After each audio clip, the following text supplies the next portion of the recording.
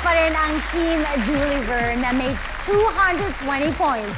Habang ang Kylex naman ay may 170 points. Yes, Guys, for 250 points, we ask the people, nalaman mong may hiwalay na chat group ang friends mo at di ka isinama.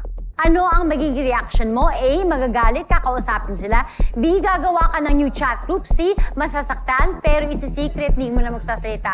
Ano kaya ang sagot ng people? Guys, you have 5 seconds and it starts now! 5, 4, 3, 2, 1. Oh my gosh! Dropped everybody! Hindi ko kaya. Ay, grabe na to. Kaya. Team Juliver. Oh my gosh. Masasaktan, pero isi-secret. Sakit eh, kasi, alam mo, Kala ko kasi, kala ko kasi friends tayo eh. Okay, for our next team, anong sagot niyo?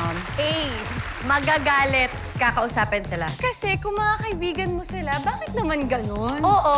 Fake friends sila. And this is coming from two people na hindi confrontational. Oo nga eh. Yes. Actually, Pero, ako talaga, C talaga. Isi-secret ko Oo. lang. Pero, feeling ko, the people.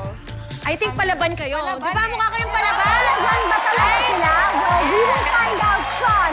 Galit na ba ang ating mga people in the studio? Para sa akin, no, we have to, lagi tayo mga nafa-FOMO tayo. Naku, hindi ako kasali. We have to move from FOMO, fear of missing out, to JOMO, joy of missing out. Eh di kayo na lang, masaya naman ako dito. tama. At least ikaw yung naiba, no? Oo. Ikaw, Janina. Let's be real, as a soft girl, hindi ko mapipigilan na masasaktan talaga ako, di ba? Siyempre kasi friends tayong lahat eh. So bakit may ganong pa secret? So isa-secret ko din yung hurt ko. Sabay ganon. The people have spoken at eto ang sagot ng people. Patok naman. Wow! Letter C! Masasaktan pero isisipit. Leading pa rin ang Team Juliver with 470 points habang naghahabol naman ang Team Kylex na may 170 points. Medyo habol kami. malayo na yun mga sis.